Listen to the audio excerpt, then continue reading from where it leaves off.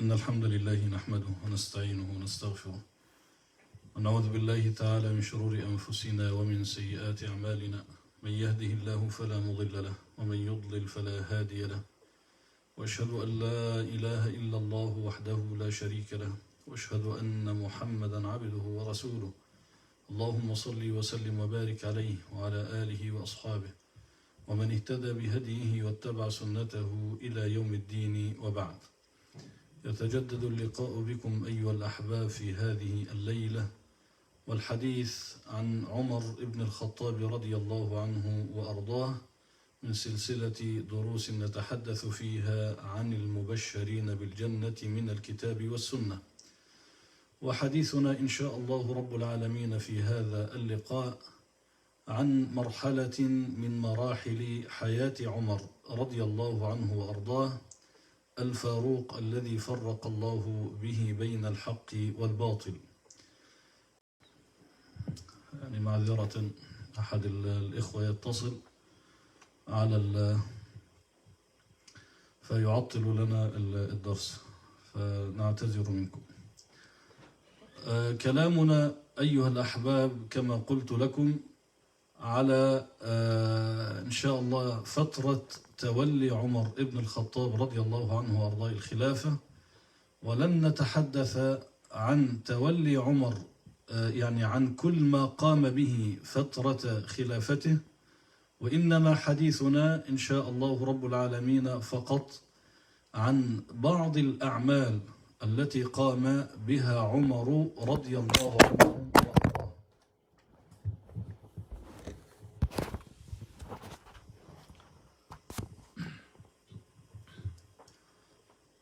كلامنا عن بعض الأعمال التي قام بها عمر رضي الله عنه وأرضاه في فترة خلافته. الكلام عن عمر كلام عن أحد عباقرة السياسة والإدارة في التاريخ الإسلامي خصوصا والعالمي عموما. ففي حياة عمر رضي الله عنه وأرضاه التي كانت امتدادا لحياة أبي بكر الصديق، والتي كانت امتدادا لحياة النبي صلى الله عليه وسلم، اتسعت رقعة الدولة الإسلامية، ففاء الله عز وجل عليه يعني بفتوحات كثيرة جدا، وفتحت بلدان كبيرة في حياة عمر رضي الله عنه وأرضاه. وواصل مسيرة الفتح التي بدأت في حياة النبي صلى الله عليه وسلم، وواصل فيها أبو بكر الصديق رضي الله عنه وأرضاه حتى فارق الدنيا، ثم سلم الراية من بعده لعمر رضي الله عنه وأرضاه، والتي كثرت الفتوحات في عصره جدا جدا، واتسعت حدود الدولة الإسلامية اتساعا عظيما. جعل عمر رضي الله عنه وأرضاه يقدم على إنشاء تنظيم إداري فعال لإبقاء هذه الدولة الشاسعة الواسعة، لإبقائها متماسكة وموحدة. ولقد استتبع هذا الأمر تنظيم وإنشاء عدة مرافق مهمة لم تعرفها العرب من قبل، أو عرفتها ولكن على نحو ضيق بسبب طبيعة حياة الناس داخل شبه الجزيرة قبل الفتوح الإسلامية. الفاروق عمر رضي الله عنه وأرضاه كان له السبق منذ أكثر من 1400 سنة في وضع الأسس والمبادئ التي قامت وما زالت تقوم عليها الإمبراطوريات الحالية.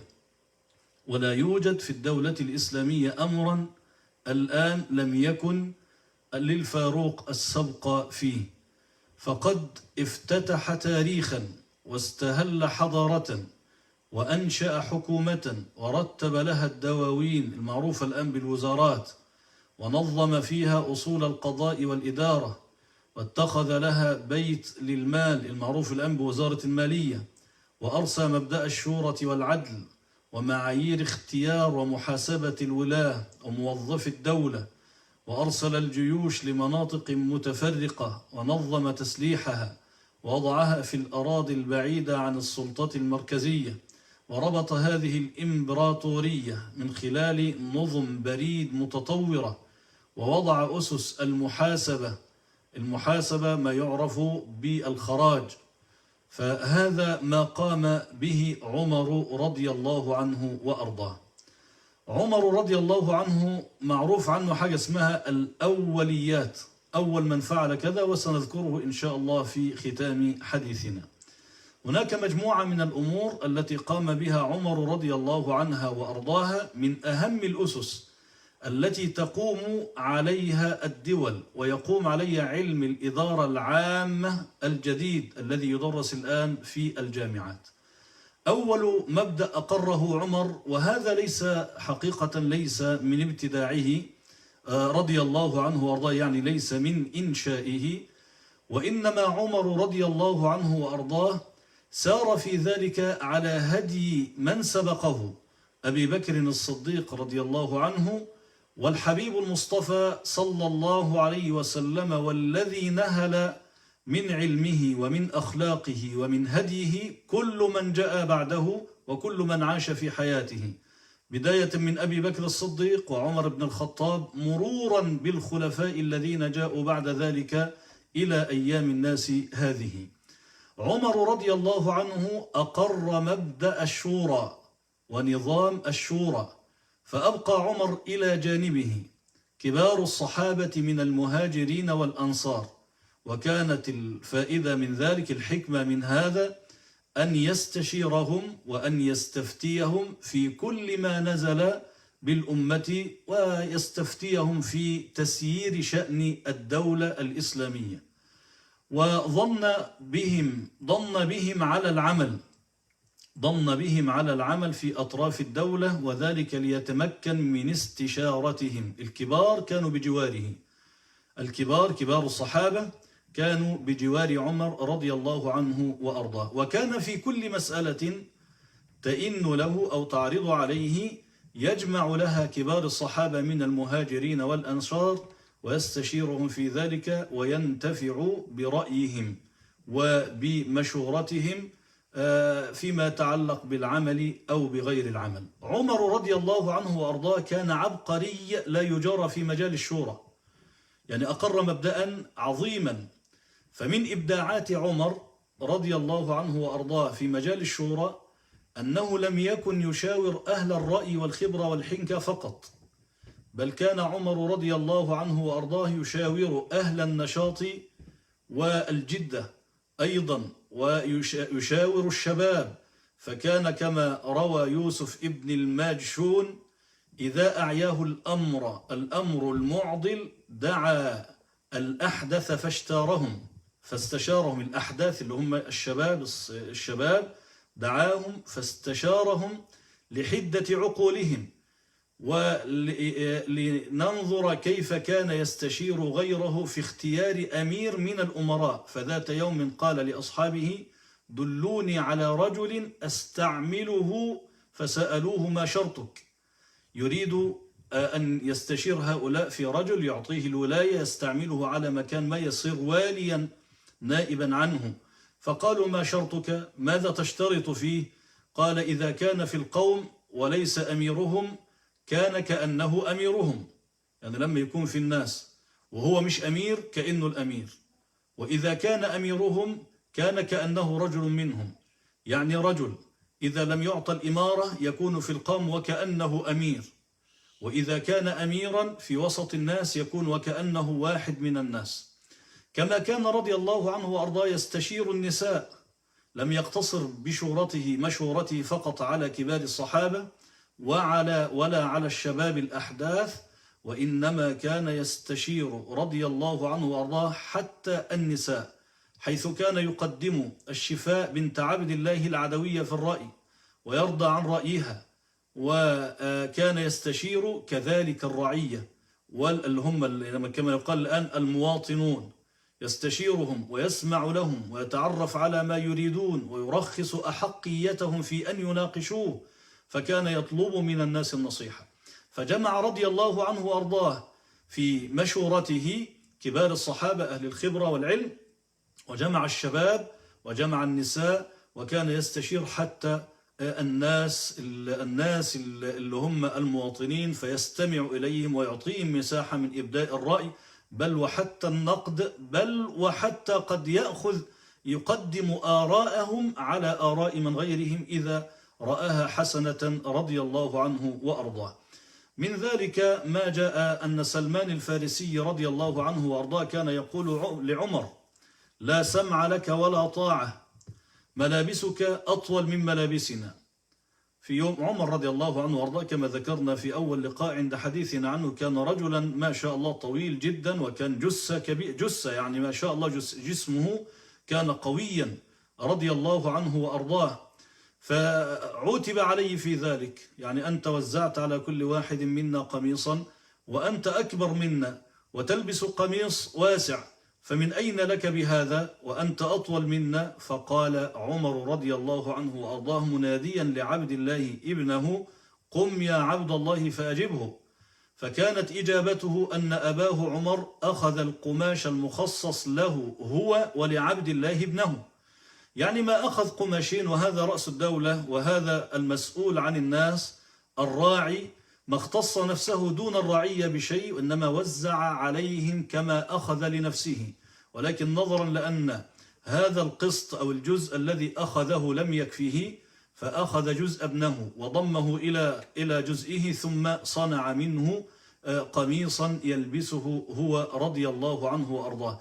حقيقة لو أننا أردنا أن نسترسل في ذكر زهد عمر وعدل عمر في الرعية لاحتاج ذلك إلى حديث خاص، والله حديث خاص، وربما سيأتي معنا إن قدر الله سبحانه وتعالى أن نعقد لذلك دروسا مطولة.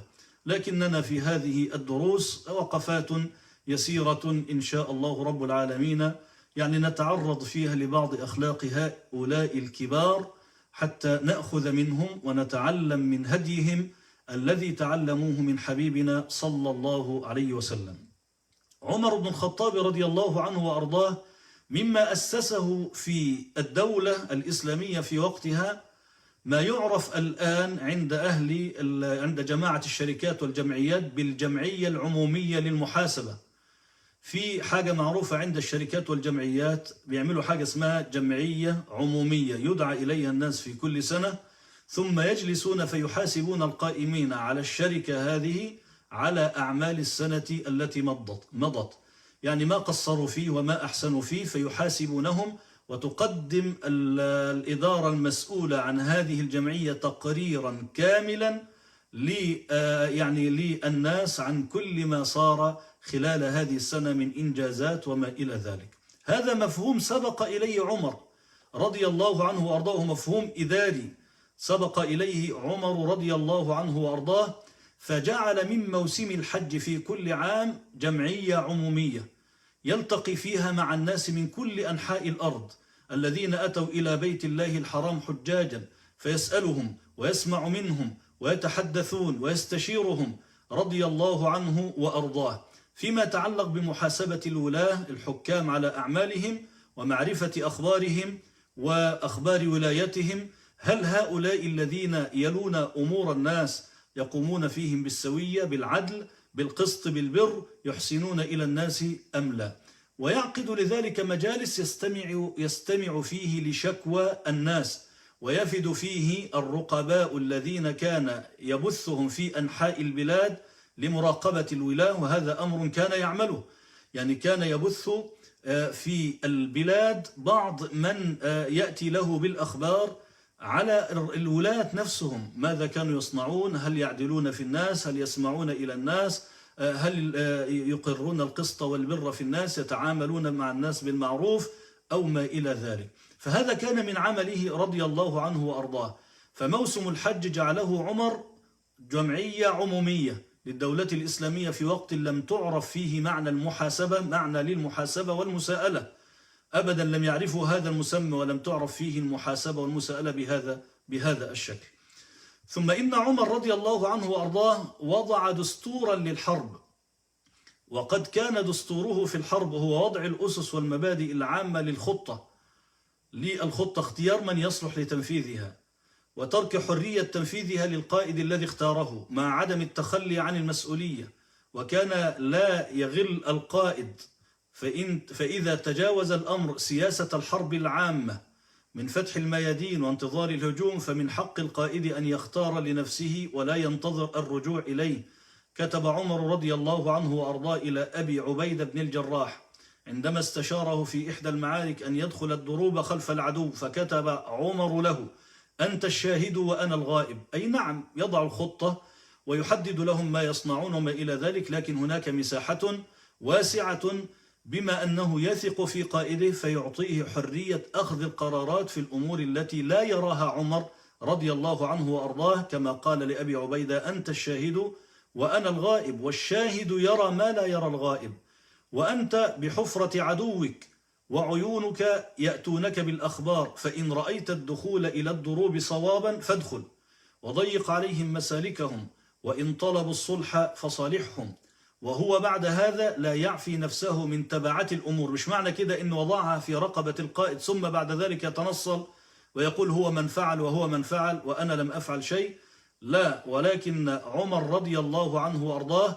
لم يكن يعفي نفسه ولا يعفي قائده من المخالفة إن خالف فأضر بذلك. ومرة أخرى يعني عمر رضي الله عنه وأرضاه يضع كذلك الدستور في الحرب يتماشى مع آخر ما وصل إليه العلم الإداري، كان يستفيد من أهل الخبرة في هذه المسألة، فهو يفوض السلطة للقادة بالشكل السليم والذي ذكر، ويعني في بيان وظيفة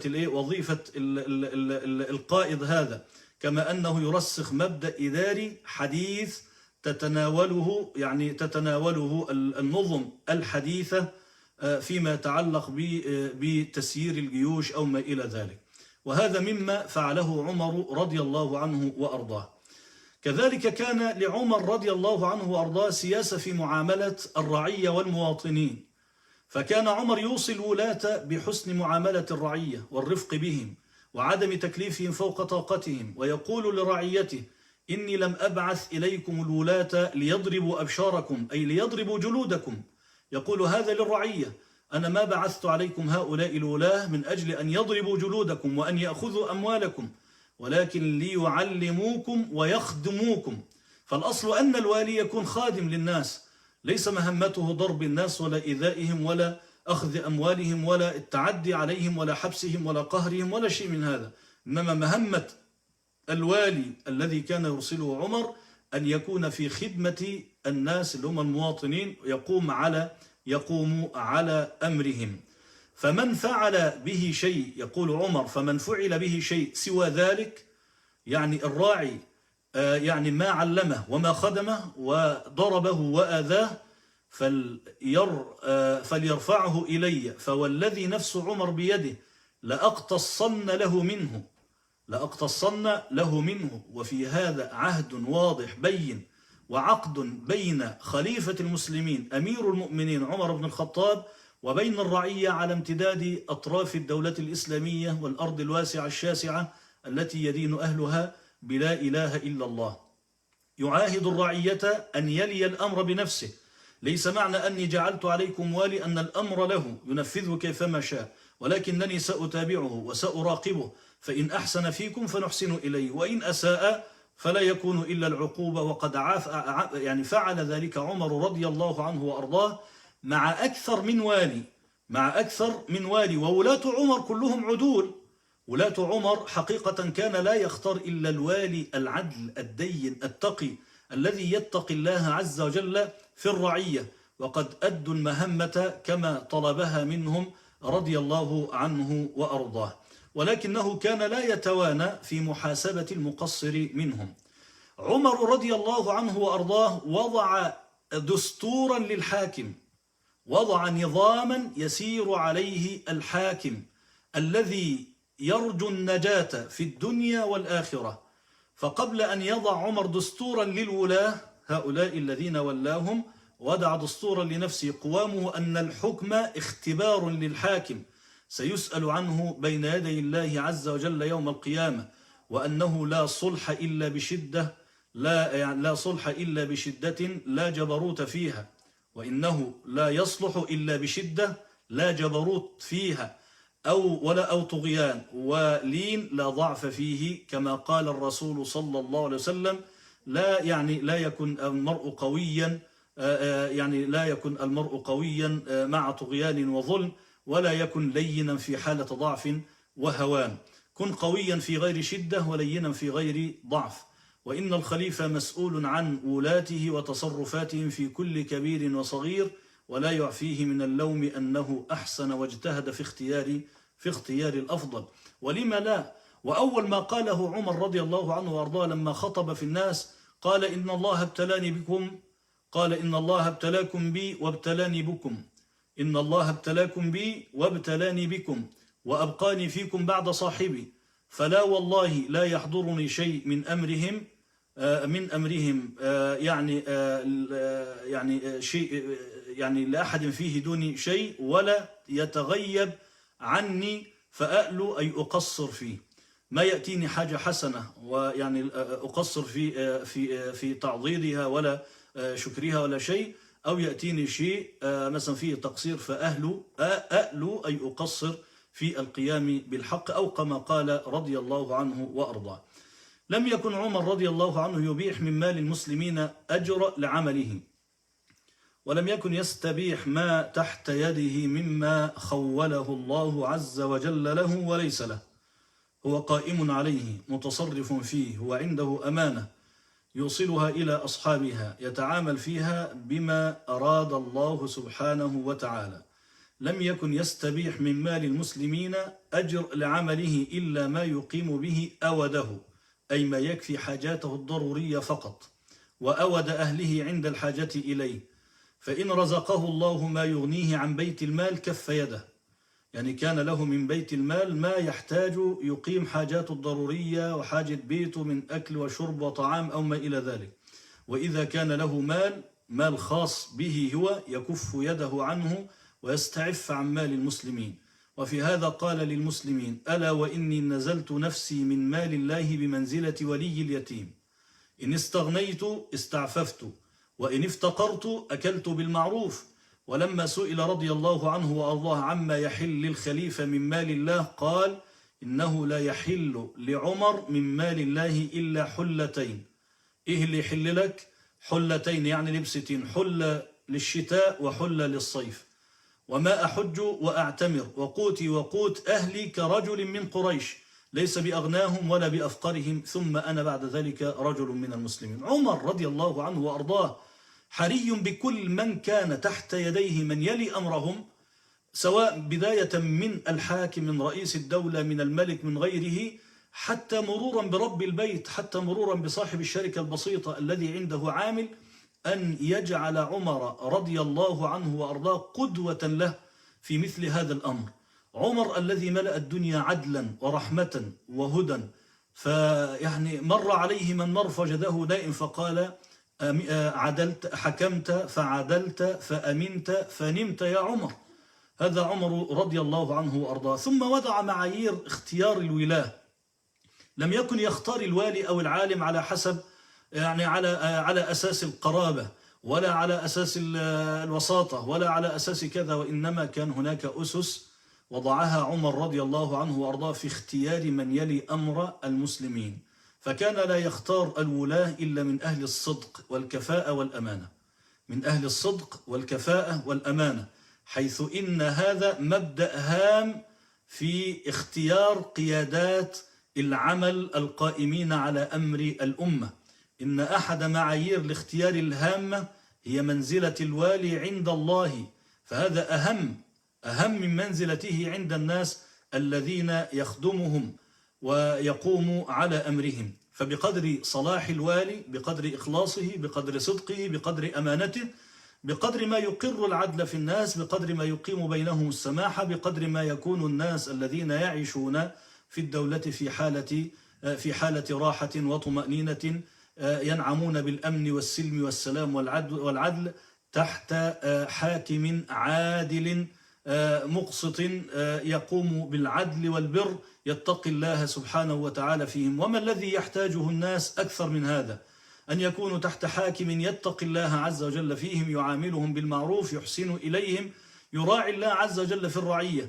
فهذه الأسس التي كان يختار على أساسها عمر رضي الله عنه وأرضاه. وكان كما ذكرنا كان من هدي أنه كان لم يترك الولاة هكذا، وإنما كان يراقب أعمالهم، كان يراقب أعمالهم ويحاسبهم أشد المحاسبة. يعني كان إذا أخطأ واحد منهم حاسبه حسابا شديدا، وهذا كان يعرف عن عمر ابن الخطاب رضي الله عنه وأرضاه. عمر رضي الله عنه وأرضاه له إنجازات كثيرة جدا في حياته في فترة خلافته، فعل أشياء إلى الآن ما زالت تدرس حقيقة في جامعات الغرب وجامعات الإسلام.